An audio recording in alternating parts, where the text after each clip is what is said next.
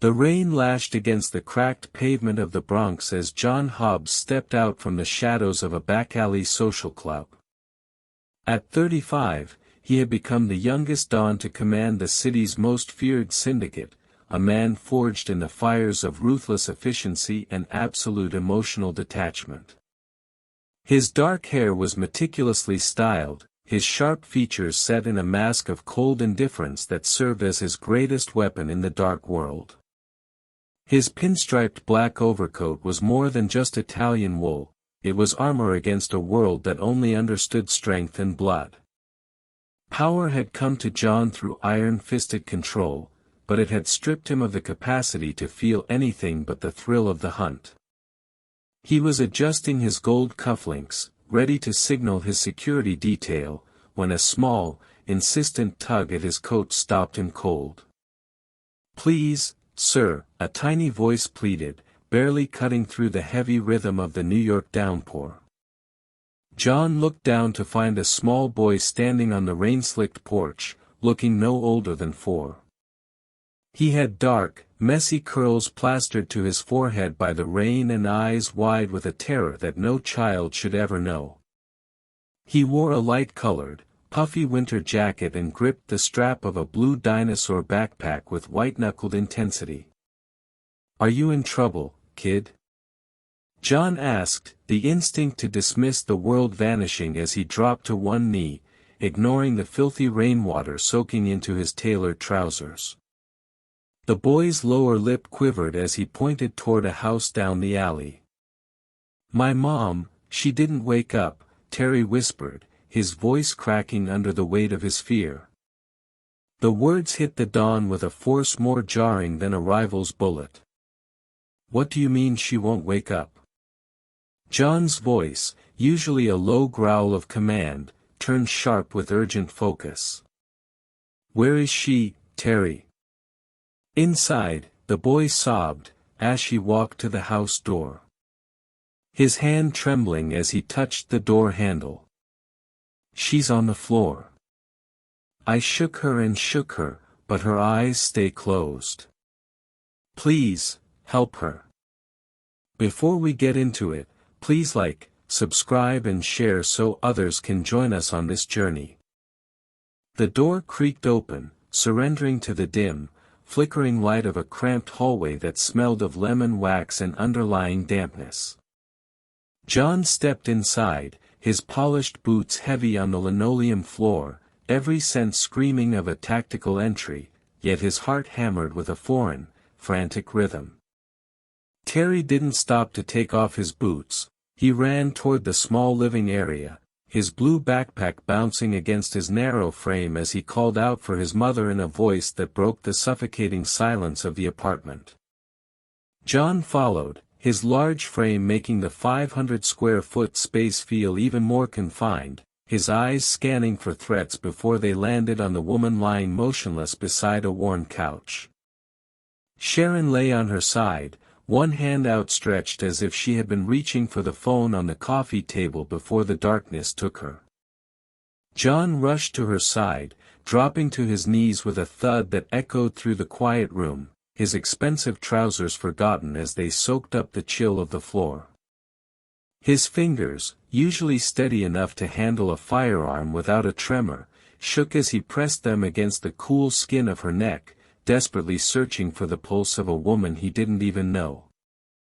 When he found it, faint, thready, but stubbornly there, a rare wave of panic surged through him.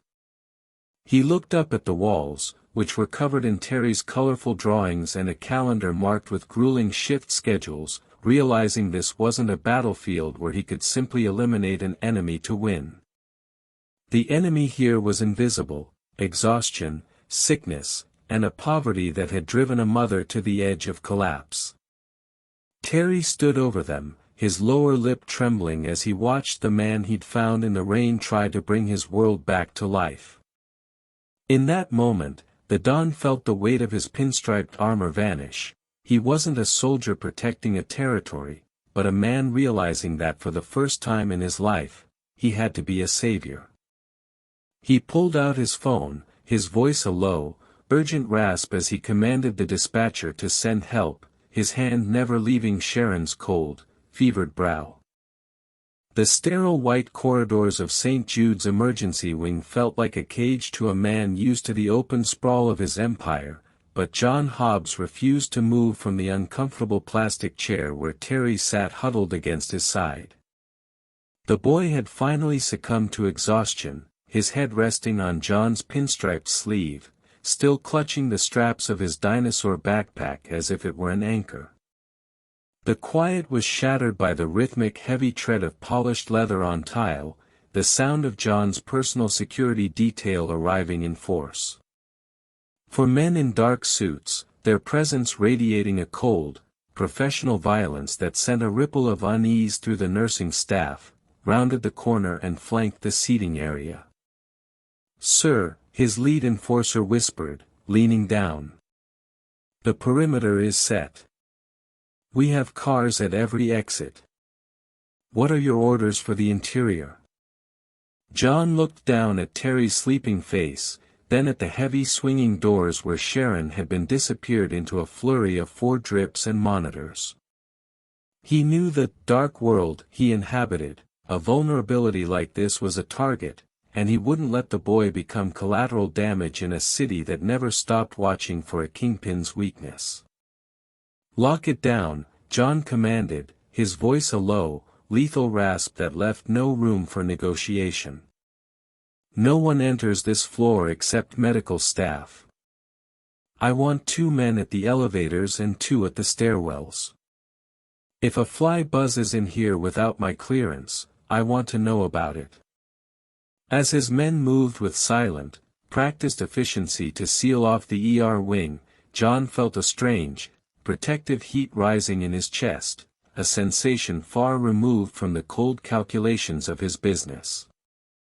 He was a man who usually ordered hits and moved weight, but tonight, his entire syndicate was being repurposed for a single, tiny objective, keeping a 4-year-old safe while his world hung in the balance. He ignored the wary glances of the hospital staff and the buzzing of his own phone, his hand settling firmly on Terry's shoulder as he stood guard over the only thing that mattered in the flickering fluorescent light. In the cold, blue light of the private hospital lounge, John watched the progress bar on his encrypted tablet crawl toward completion. Beside him, Terry remained tucked under a heavy wool blanket, his small chest rising and falling in the deep, rhythmic sleep of the exhausted. John's digital security team had spent the last hour scrubbing through facial recognition databases and deep web registries, looking for any trace of the woman fighting for her life behind the double doors. When the file finally snapped open, the air seemed to vanish from the room.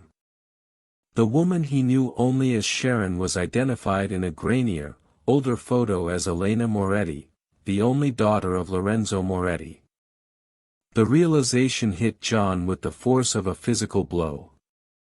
For years, the Moretti clan had been the silent, jagged thorn in his side, a rival family that had vanished into the shadows following a bloody internal purge. Sharon wasn't just a struggling mother, she was the lost princess of the Moretti legacy, the heir to a bloodline that John's own predecessors had tried to extinguish. A cold, calculating stillness settled over him as he stared at the screen. In the brutal logic of the dark world, he was currently holding the most valuable leverage in the tri-state area.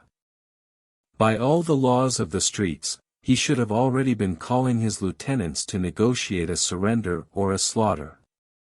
Sharon, Elena, was a high-stakes hostage, a living bargaining chip that could force the remaining Moretti loyalists to their knees or ignite a gang war that would turn the Hudson red.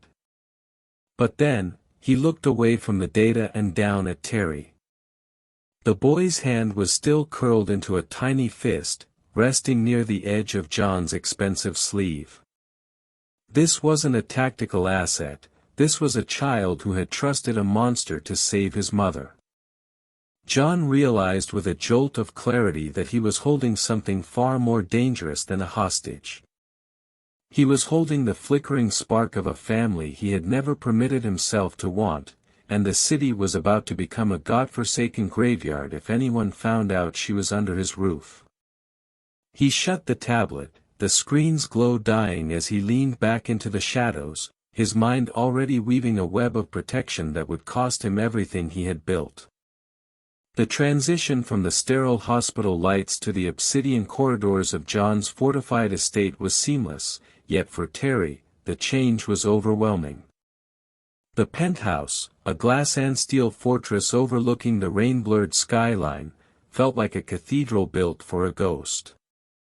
John led the boy through the cavernous living room, where the minimalist furniture offered no comfort and the cold marble floors echoed with the hollow sound of his boots. Terry trailed behind, his small blue backpack still cinched tight, looking like a tiny, colorful intruder in a world of monochrome shadows. "This is too big," Terry whispered, his voice small and fragile against the vastness of the room. John paused, looking back at the boy who had unknowingly upended his life. He saw the way Terry's shoulders hunched, the instinct to shrink away from the unknown, and a forgotten part of John's own childhood stirred. "In this house, we don't hide," John said, his voice dropping to that low, resonant frequency of command, but tempered with a softness Terry hadn't heard before.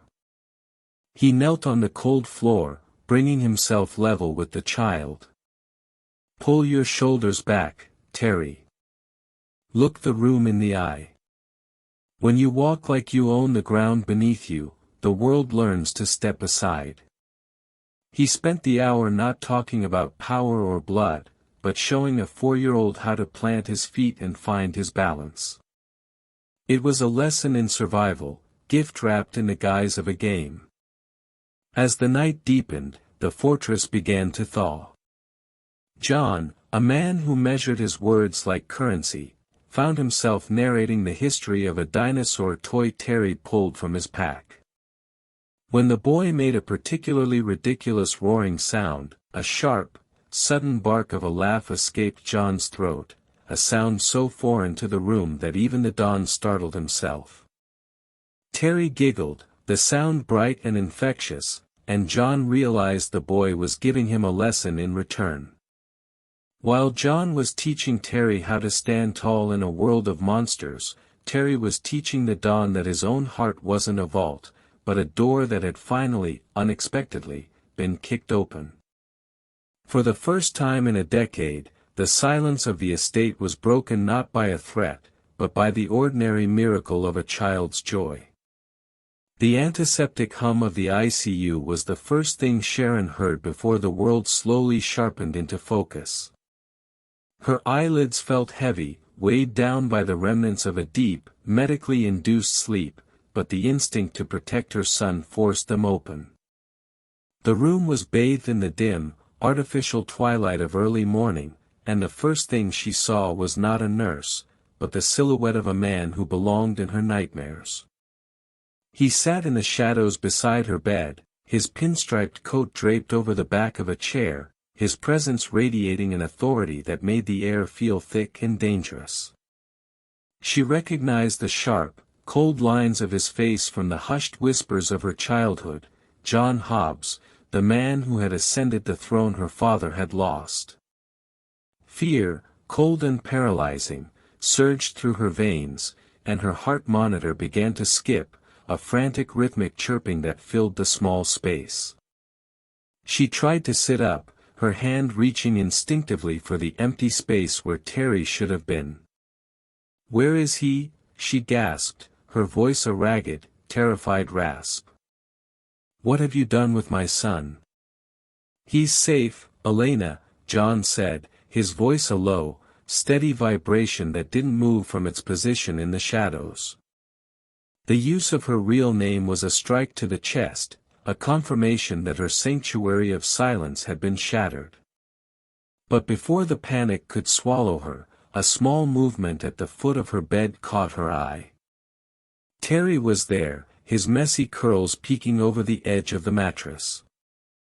He wasn't crying or cowering, instead, He was holding a plastic cup of water, his small face bright with a relief so pure it stopped her breath. "Mommy! You're awake." Terry scrambled up, not looking at Sharon with fear, but glancing back at John with a toothy, trusting grin. "Mr. John stayed the whole time. He taught me how to stand like a soldier so I wouldn't be scared." Sharon watched as the ruthless Don reached out, his large, scarred hand gently ruffling Terry's hair with a tenderness that defied every story she had ever heard of the Hobbs legacy. The lethal edge in John's eyes seemed to dull as he looked at the boy, replaced by a strange, protective solemnity. Sharon sank back into the pillows, her breath hitching.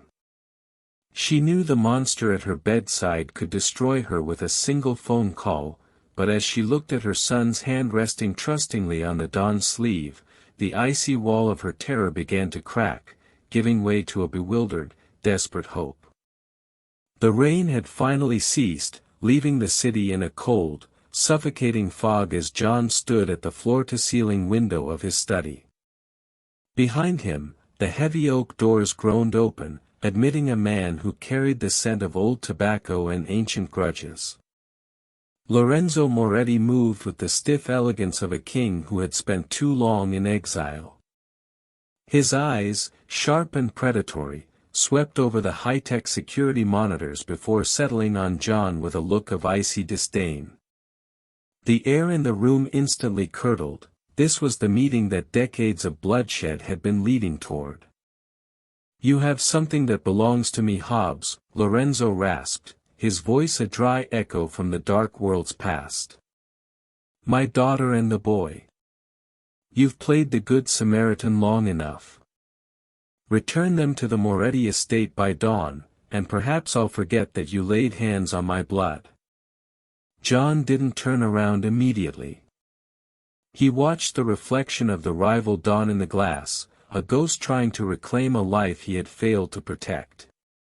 When John finally faced him, his expression was a mask of such lethal stillness that even Lorenzo hesitated.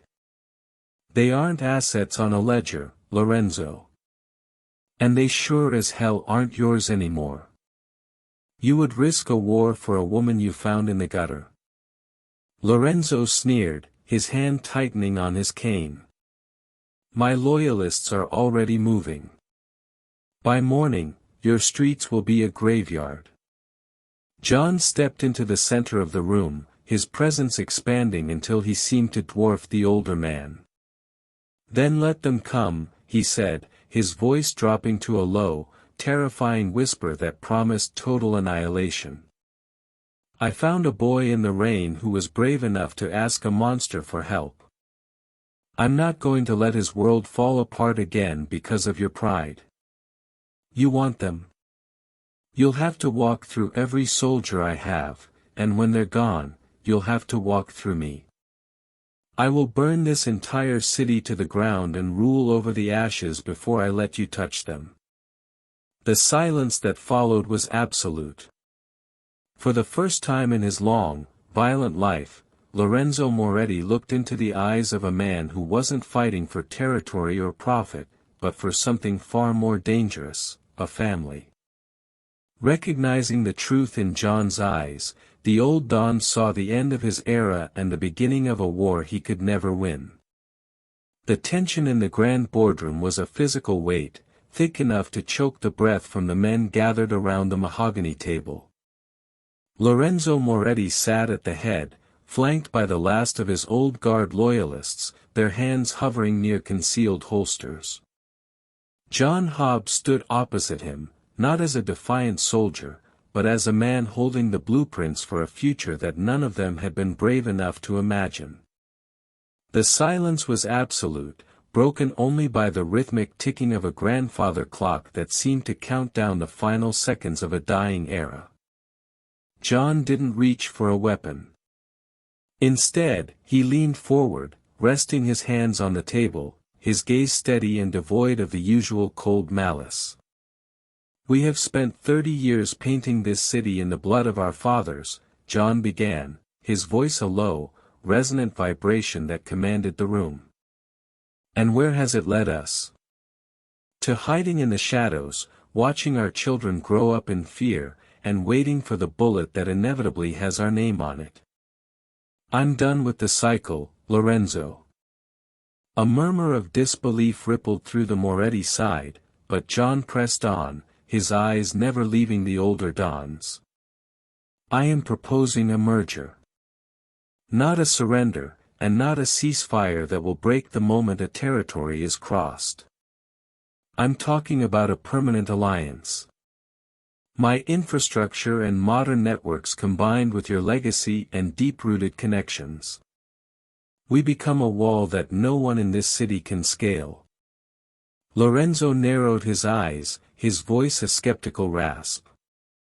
And what binds this wall together, Hobbs? Blood is the only thing our kind understands. Exactly, John replied, a shadow of a smile touching his lips. That's why I'm asking for your blessing to marry Elena if she will accept me. We merged the families through the boy.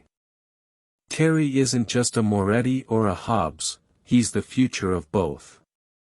By making him the heir to a unified empire, we ensure that he never has to run through a rainstorm to find a stranger to save his mother. We end the war today so he can rule tomorrow. The shift in the room was instantaneous. The threat of violence didn't vanish, but it transformed into a heavy, solemn understanding. Lorenzo looked at John, really looked at him, and saw the same protective fire that burned for his daughter now burning for a unified legacy. Slowly, the old Don reached out his hand. When John took it, the grip was firm, sealing a pact that traded decades of hatred for a single, extraordinary chance at peace. The great merger was born not of a deal, but of a shared realization that the greatest power was the one that protected the home. The seasons had shifted, the relentless New York rain giving way to a soft, golden spring that seemed to reflect the impossible transformation within the Hobbs estate. In the manicured gardens that had once served only as a cold perimeter for security patrols, the air was now filled with the bright, unfiltered sound of Terry's laughter. John Hobbs stood on the stone terrace, his hands deep in the pockets of a casual linen blazer, a far cry from the pinstriped armor he had worn for a decade. He watched as Terry, no longer clutching a backpack in fear but running with the boundless energy of a child who knew he was safe, chased a golden retriever across the grass. Sharon stepped out to join him, her presence no longer a shadow in hiding but a radiant sun at the center of his world. She leaned against the terrace railing, her hand finding John's. The diamond on her finger caught the afternoon light, a symbol of the merger that had silenced the city's guns and brought two warring dynasties into a quiet, prosperous peace. There were still meetings, and there was still power to be wielded, but the darkness that had once defined John's soul had been replaced by a fierce, protective light. He's growing so fast, Sharon whispered, watching Terry trip and immediately spring back up, looking to John for approval. John nodded, a genuine smile softening the sharp lines of his face, a face that the underworld still feared, even though it looked innocent. Which Terry only knew as the man who stayed. John realized then that his true empire wasn't the skyscrapers he owned or the territories he commanded, it was the quiet trust in a young boy's eyes and the warmth of the woman by his side. He had spent his life believing that blood was a curse, a debt to be paid in violence. But as Terry ran toward them, shouting for "Dad" to come and play, John understood the final truth of his journey. The strongest bond wasn't the one he was born into, but the one he had chosen to fight for on a rainy porch in the Bronx. He wasn't just a Don anymore, he was a father, and for the first time in his life, he was truly wealthy. Together, they turned toward the house, leaving the ghosts of the past behind to walk into a future built on the ordinary miracle of family. The journey of John Hobbs from a cold, distant mafia don to a devoted protector and father proves that our past does not have to dictate our future. By choosing compassion over conflict and family over a solitary throne, he built a legacy that was no longer written in blood, but in the enduring strength of a bond he chose for himself. True power, it turns out, isn't found in the fear you instill in others, but in the love you are willing to defend. If you enjoyed this story of redemption and high-stakes loyalty, please like this video and subscribe to our channel for more thrilling narratives and emotional journeys. Don't forget to hit the notification bell so you never miss a new story.